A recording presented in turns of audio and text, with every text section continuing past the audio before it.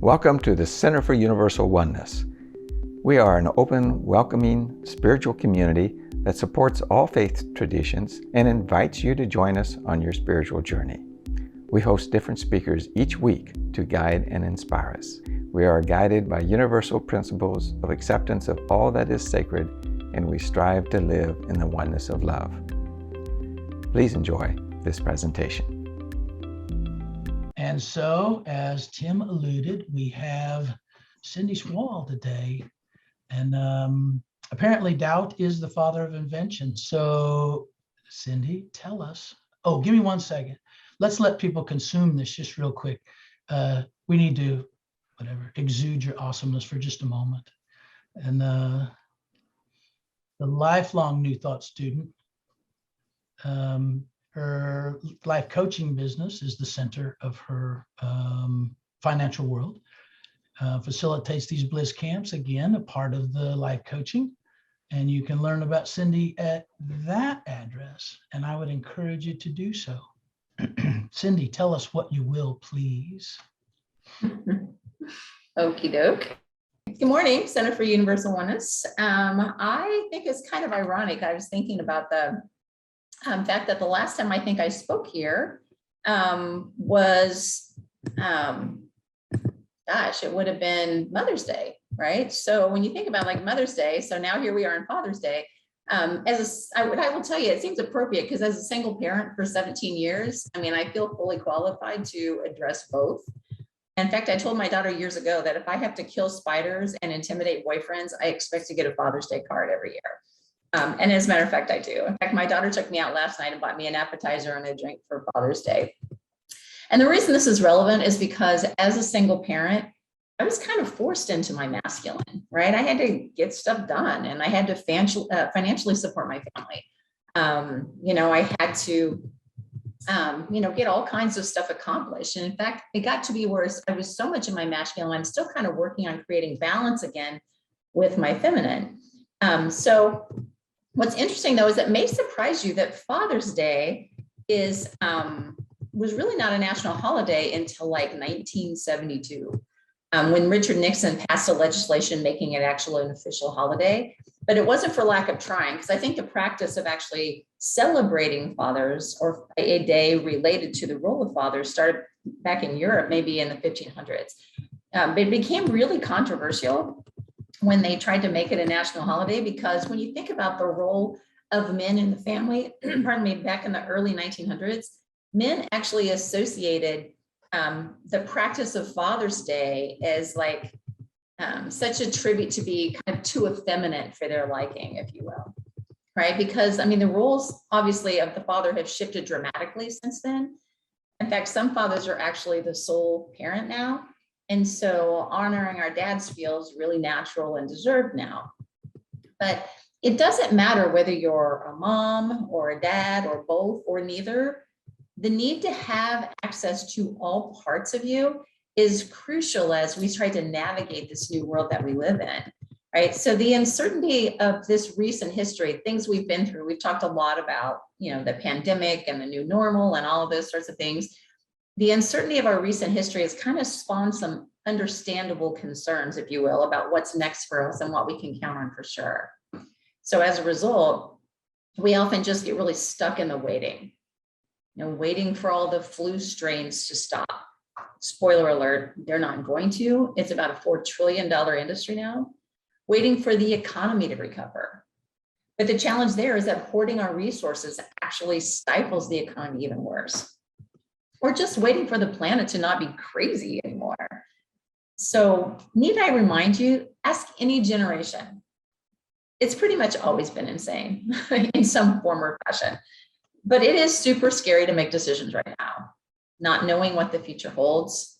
The problem being, if we aren't taking control of our future, of our emotions, of our time, then it will soon begin to start controlling us. So while being judicious is always smart, right? Do your research so that you can make informed decisions. Check out the information you need to have to be able to make sure that your decisions are valuable and worthy. But But at the end of it all, make a decision, right? When I was a kid, I used to struggle putting things on my wall because I was always worried that once I got them up there, that I wouldn't like it anymore. And I remember sitting on the bed with my dad, and my dad saying to me, Cyndi, there's not too many decisions that you're going to make in this lifetime that are life altering and unchangeable, right? It's like if you do something, you make a decision and it turns out to be a bad decision, then you just get to make another decision. So, and it gave me a lot of relief because life is just a series of like trying stuff and screwing up and then getting to try it again with new information. So one positive side effect of the pandemic was forcing us all to set aside all of our doingness and just be, to embrace our feminine as people. We got like really creative and we started nesting. Home renovations went through the roof. Children were homeschooled. Families spent more time together. I mean, we had to communicate. We had to cook at home. We had to find alternate forms of entertainment and alternate ways for us to work. But now it's time for that pendulum to swing somewhere back into the center. It's time to balance our mother and father energy. We are not helpless victims of an out of control reality, as much as it feels like it sometimes. And as Alexandra Stoddard says, we are never at a choiceless moment, ever. Like you get up in the morning, you decide what you're going to eat and what you're going to wear and where you're going to turn and who you're going to talk to. And the choices we make now, honestly, are a result of our beliefs about what's possible for us. So then we have to have some tools then for making good decisions. I've done a lot of work over the years with the late, great Stephen Covey. They were purchased a few years ago by the Franklin Planner people, right? So I think it's now Franklin Covey. And in that organization, I learned about the 5 choices that can help you focus on what's really important. The choices that will give you the greatest return on your time and your money. And so I'm going to share with you what those 5 choices are to kind of help you move back into your father energy in a healthier way. And here they are. There are 5. Number 1, act on the importance, meaning don't react to the urgent. You've heard the old axiom, failure to plan on your part does not constitute an emergency on my part, right? So figure out, first of all, what are your actual priorities in the long haul? Number 2, go for the extraordinary, meaning don't settle for the ordinary. Number 3, schedule the big rocks. And so Stephen Covey talks about like the junk we do throughout the course of the day, all of the tasks that we do, the expectations we have of other people. He calls that sorting gravel. He's like, don't sort gravel. Figure out what your big rocks are and put some energy into those first because they don't make it on your daily to-do list. So we're going to talk about that. Number 4, learn to rule your technology instead of having it rule you. All of the tools that we've created to simplify our lives basically own us now. Guilty as charged. So they say that you teach best what you need most to learn. And this is definitely something that we get caught up in. And then finally, number 5 is fueling your fire, basically meaning avoiding burnout. So like, what can you do like from a physiological standpoint to make sure that you do not fry yourself in the process of trying to make decisions? So let me break them down for you just a little bit. Number 1, we're going to start with acting on the importance. There's a reason they say the squeaky wheel gets the grease, because despite our best laid plans for the day, our attention quickly gets pulled into about 1 million different directions based on what's in front of us at the moment. And so maybe, let's just say, for example, maybe you get up, you read something on social media that has your attention or gets you all riled up, or someone calls to get your help on something because they've waited till the last minute to prepare for whatever it is that they're working on. I know my child does that for me quite a bit, and I stop whatever I'm doing and I go help out with that. And so what's happening is your brain is quite literally under attack. There's a psychologist by the name of Dr. Edward Hallowell, and he tells us that people come to him thinking that they have ADHD. And the symptoms of ADHD are distractibility, overwhelm, trouble focusing, impulsivity. restlessness, procrastination, all of those things. But sadly, he says they don't have ADHD at all. He said those have actually become the key attributes of the average person who's working and living in modern society right now. So if you look at your daily activities on a matrix, everything you do falls into one of 4 categories. And I'm going to see if I can share with you really quickly. I have a slide that I might be able to share. Let me get back in here. But I just want to share the one slide because I think it's really valuable. See if I can show it to you. Pulling it out of another. Okay, so I might be able to maximize. Everybody can see that okay? Okay, so this is how, in the 5 choices process, this is how we determine like where a category is for whatever tasks or activities or responsibilities that we have in our lives. So this matrix shows you where the bottom half of this quadrant are the things that are really not very important in the grand scheme of things. But the higher up you get on this matrix is that this is how important they are. But then if you look at it from this perspective, these are the things that are urgent.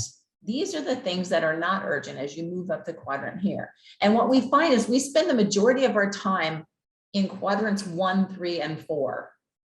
So this one particular slide is tied to the work environment, but let's talk about how that impacts all of us in our day-to-day lives. So you look at the number 1, it's necessity, right? These are the things that are on fire, right? You're driving down the street, you get a flat tire. You pretty much have to handle that right when it's happening, right? You have maybe you get up in the morning and you're sick. And so you've got to address that right away. So anything that is like an emergency, a last minute deadline. I had some work being done in my bathroom renovation a while back. And this was just a couple of weeks ago. And I'm walking through the living room and I see water coming through the kitchen ceiling. And I was like, this feels wrong to me. Like, I don't think this is supposed to be happening, right? And so to me, that in my mind was an immediate crisis. So there are going to be things that are unforeseen that are important and they're urgent, right? We have to do those things. But if you drop down here to quadrant 3 and you look at the distraction quadrant, these are things that are urgent, but they're not important. These are things like other people's priorities, needless interruptions, other things that basically anything that is doesn't have a high level of return on the investment, but it's in your face right now. This is why social media has been so wildly successful, is because so many of us live in that quadrant 3 mentality where we make everything more important than it actually is because it's in front of our face at the time. And then when you go over to quadrant 4, this is what we call the quadrant of waste. And if you look at it on the matrix, it is not important. It is not urgent. This is things like Netflix. This is things like scanning your phone for hours at a time. Anything that's an avoidant activity, when you know there's bigger stuff you need to be doing, but you do something else just to keep from having to do it. This is like sitting on the phone, talking about other people, gossiping, spending too much time gaming or on the internet. I'm all about the relaxation, but also have you ever just like gotten up in the morning, and the next thing you know, you look and it's like 3 in the afternoon. You're like, where in the heck did this day go? Because you kind of putzed around and you sorted gravel all day long. So that's really easy to do. So what I want to talk about too, as it relates to making decisions, is taking a look at like, what's the quadrant that's going to give you the biggest bang for your buck that we rarely spend any time in. And that is quadrant 2, which is the important but not urgent. Long-term ramifications are huge, but it's not on fire. And that's why we don't spend as much time in this quadrant. For us personally, it's going to be things like planning. It's going to be things like exercise. It's going to be things like educating ourselves and learning new things. It's going to be things like hobbies. It's going to be things like focusing on our big rocks. And so I wanted to share that slide with you because I think it's a great example to be able to say, we need to spend more time in this quadrant too. So I think that's a really valuable example of how we can start to identify some of these things. So the obvious message here, we need to minimize time spent in quadrants 3 and 4, which is absolutely no return on investment.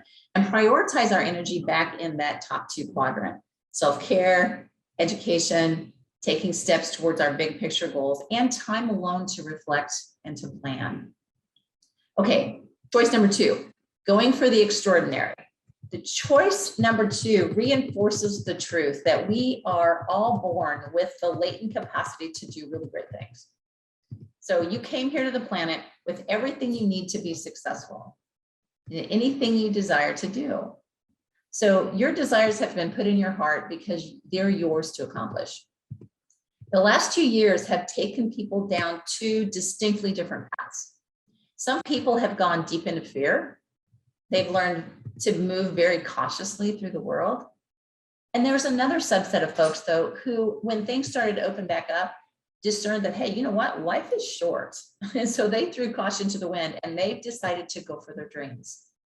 The first thing you'll want to do is identify what are your quadrant 2 roles, right? It's interesting how when we introduce ourselves to people, why do we always introduce ourselves in relation to our work? Like, even when people ask us, when we ask other people like what they do, they respond with a title of some kind, a work title. And even if we're retired, we still tend to introduce ourselves as what we used to do for work. But you are so much more than that. What makes your whole life?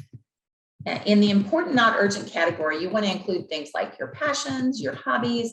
You've got a lot of roles. Maybe you are a musician. Maybe you are a carpenter. Maybe you're a sister or a son or a parent. But ultimately, the highest priorities come from your deepest self. When you narrow the focus and you concentrate on those most important roles, you have the opportunity to think about what would extraordinary look like in any of these key roles. So what roles have you been maybe ignoring or putting on the back burner for an extended period of time? Energy and decision-making comes from doing more of the things that light you up. And if you do more things that light you up, you are going to live an extraordinary life. All right, number 3. Number 3 is where we get to schedule the big rocks. We are conditioned to believe that everything on our to-do list is a top priority. And how many times do we just beat ourselves up when we get to the end of the day, we've got stuff still left on our list. But not all tasks are created equal. Yet there's a literal endorphin that's released when we check something off of the list. Have you ever noticed that? I mean, it feels so good. So think about how many times that you have thought about something that you did earlier in the day and you put it on your list just so you can check it off. I am not the only person who does that, right? Because there is a literal endorphin that's released and it feels amazing. And the challenge with that, and this goes back to what Covey calls sorting gravel, because we tend to go for the low-hanging fruit. And we do that. We start knocking off those quick hit items, the things that we can do really quickly because we feel more accomplished at the end of the day when we can check more things off. But I'm here to challenge you that just because you're doing that doesn't mean you're doing the right things. Make sure that your big picture items, your big rocks, are making it on your daily to-do list. I mean, do you want to take a trip to Mexico or finish your degree or lose 20 pounds or sell your house or learn French? Like, those are your big picture things that don't necessarily happen throughout the course of the day. So when you're looking at your daily to-do list and it says things like change the oil in the car, return the email to Mr. Anderson, pick up my kids' soccer cleats, whatever. When you're looking at those daily to-do things, make sure that you have some things on there that support your big rocks. So, so if you want to take a trip to Mexico, even if you don't have any money, open an account, put $25 in it. Google, packages so you can start to get some information on it. When you look at your list, right, and you say return the email, change the oil in the car, learn French, one of those things you might not get done today, right? So instead of putting learn French on your to-do list, it's like, what's one thing I can do to support that particular goal? Maybe you can buy Rosetta Stone. Maybe you can learn 5 words today. Maybe you can call a community college and get a schedule of courses, but something on there to make sure that your big rocks are being identified when you work through those things. Because I don't want you to wake up 5 years from now and wonder what happened to the last 5 years of your life, because what had happened is it went to sorting gravel. So the moral of the story here, schedule the big rocks first and then fill the gravel where they're going to fit on top of that. So number 4, we're going to talk now about like actually ruling your technology. How many of you use your phone as your alarm clock? Show of hands. Okay, so you're awake. It's in your hand. Now what are you doing? Right, so now you're starting to scroll, right? So you're out there, you're checking your sites. Something interesting might have happened on Facebook that you missed or on your news channel. Of course, you got to check the weather again because it could have changed since you checked it last night before you went to bed. I mean, it's addictive. It's a literal addiction that we have. And I understand this one. I do. I run my business online. So it's really easy for me to waste time like sucked into the virtual vortex. And I make excuses for it because like, well, I'm running my business, but that's not all I'm doing, right? This goes back to what I talked about earlier, how the tools that are designed to simplify our life basically own us now. In fact, mobile companies don't even call them phones anymore. Have you noticed that? If you look at their promotions, they call them devices because they're tiny little computers that do pretty much everything a full-size computer will do.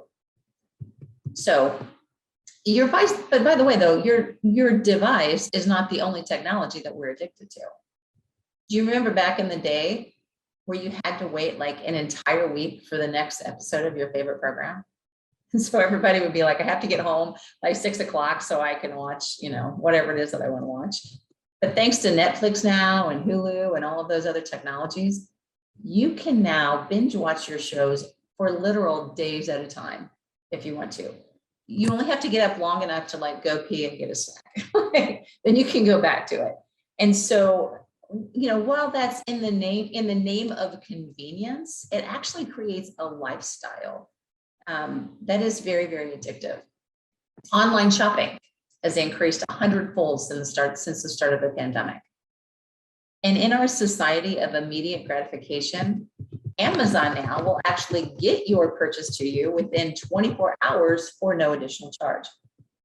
So why not buy that thing that you absolutely don't need in any form or fashion with the money that you could be spending on your big rock goals? So that's another way that technology really becomes an addiction for us. And I know you've heard the analogy, like technology in and of itself. Let me just say this first of all.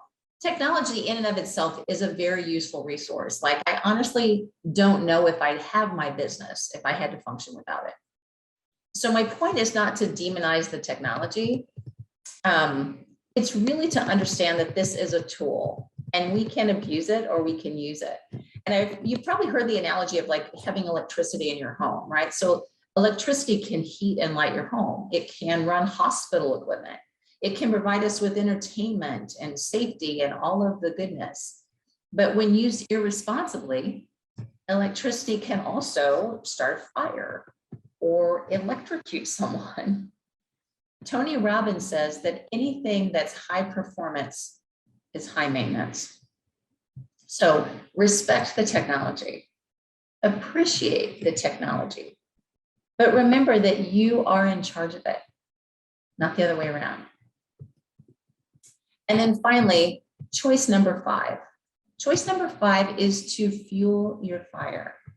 And the principles of this choice are simply renewal, to relax and replenish.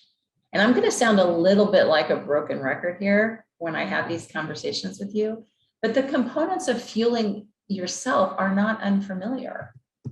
They're things like move and eat appropriately and get some sleep and relax and connect. So let's talk first of all about the fact that I fully recognize that I'm not telling you anything you haven't heard. In fact, I admit that I'm not always consistent with my own self-care, but I tell you what, I feel it when I'm not. And so let's talk first about moving. This first one has been a special challenge for a lot of us who've been transitioning a large part of our business to a virtual environment. I mean, look at what we're doing right now, right? There's nothing like sitting on your arse for 8 hours on a Zoom call to absolutely suck the life out of you. And I do a lot of those. And John can contest to the fact that by the end of the day, all I want to do is just like curl up in a chair and take a nap, because it really does wear you out. So at the end of the day sitting, there's nothing left to contribute to anything else. So what I did is I finally actually moved some light weights and a balance ball up into my office. So at least, you know, when I'm getting a little break, I can get some blood pumping a tiny bit when I'm in between those tiny break periods. I've heard it said actually that sitting is the new smoking.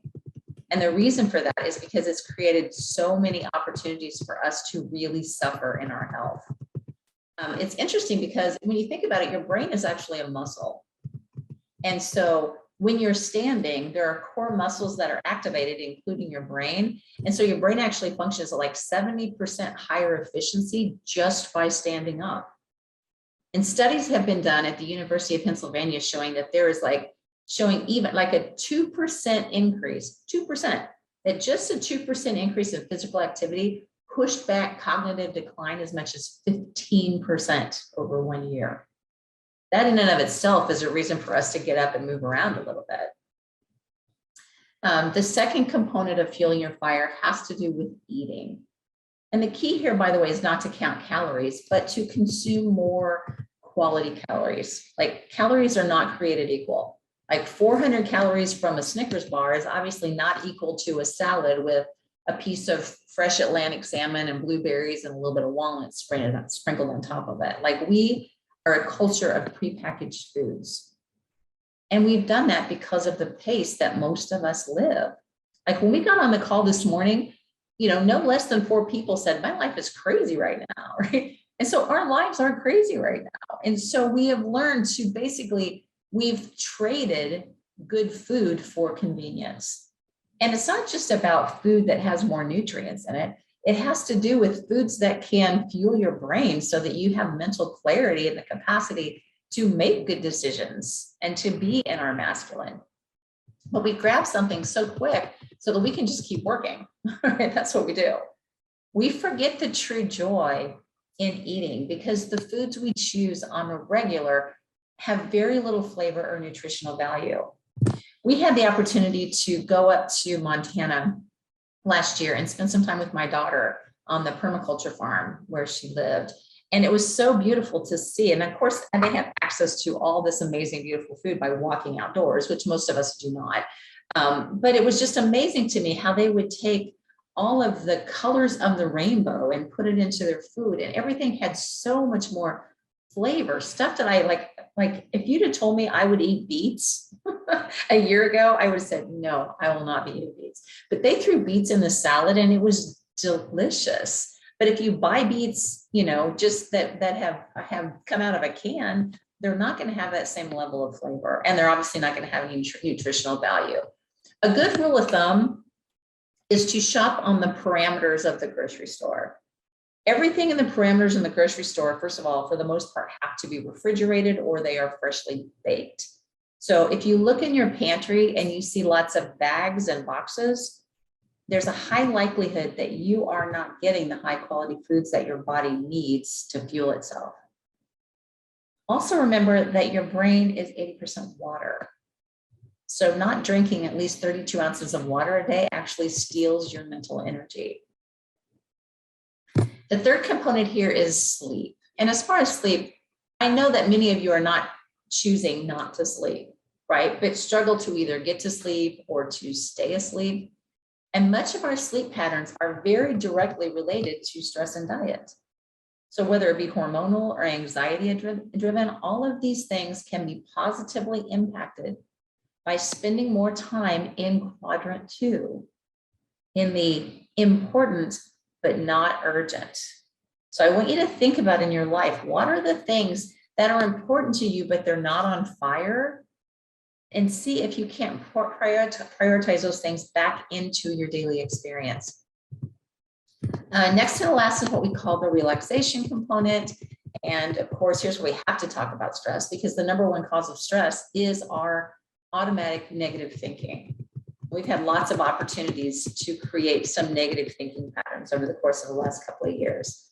And so I wanted to share with you one of the tools that I use really frequently. It's a good tip that kind of works for me, is whenever I catch myself entertaining one of my, I call them ants, automatic negative thoughts. Whenever I'm having an automatic negative thought, whether I'm feeling sad or mad or anxious, I write down the thought on a piece of paper.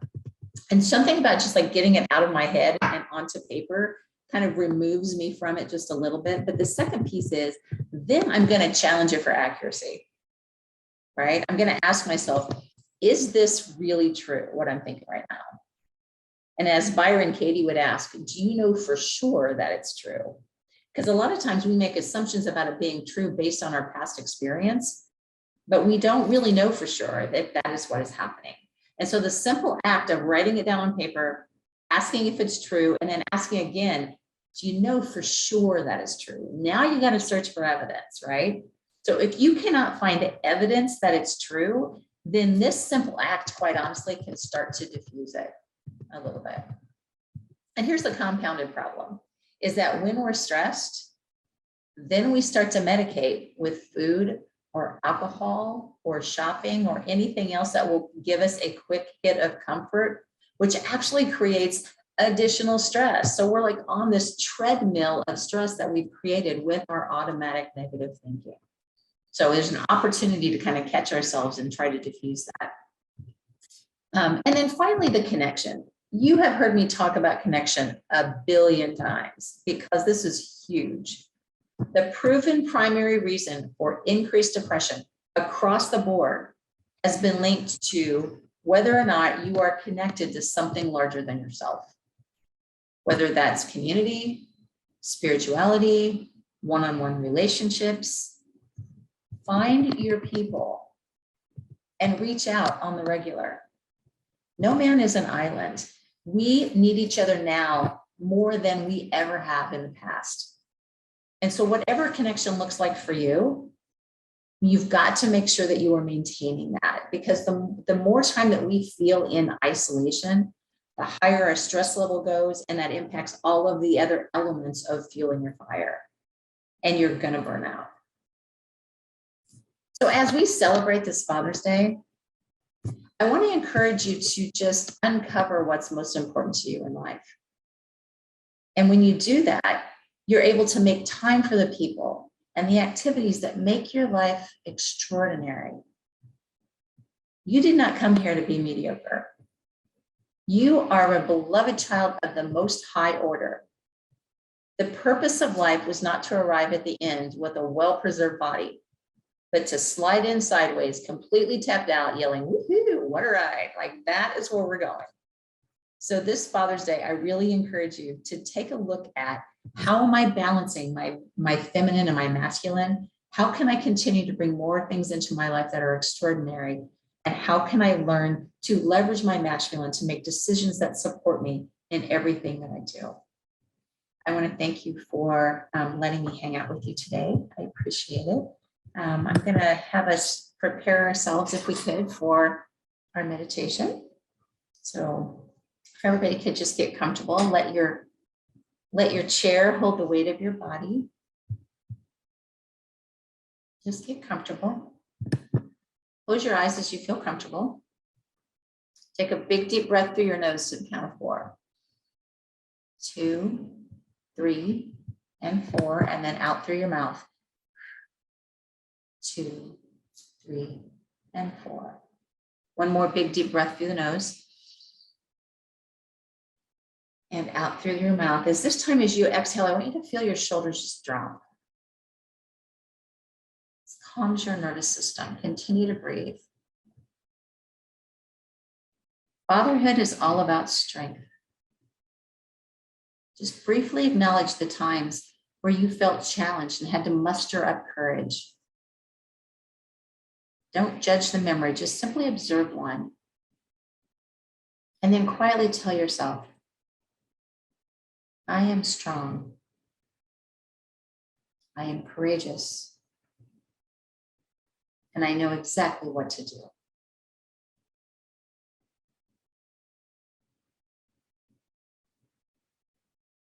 Embracing fatherhood is all about compassion and being in touch with your emotions. I want you to recall a moment where you felt a lot of love and happiness for your child or your parent or your family. I want you to picture someone in your life who you deeply appreciate. Just visualize them. And I just want you to feel a deep appreciation and gratitude for who they are, who they have been in your life.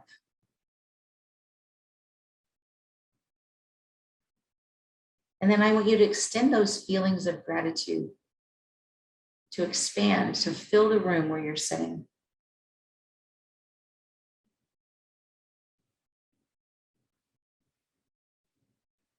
Tell yourself, I am filled with love. I am open and I receive love.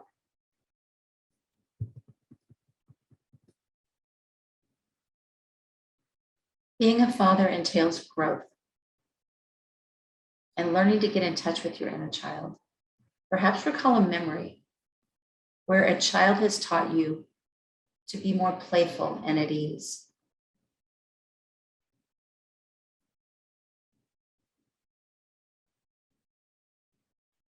And quietly recite these affirmations to yourself. I am continuously growing, but I also fully embrace my inner child.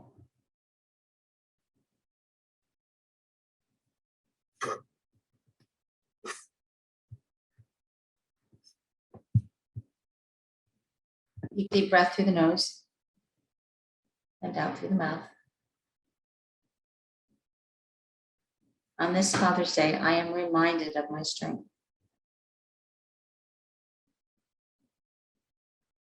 I am reminded of the power and the gentleness of my masculinity.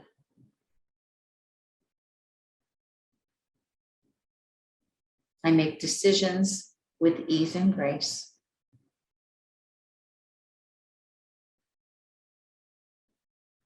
And I am deeply loved.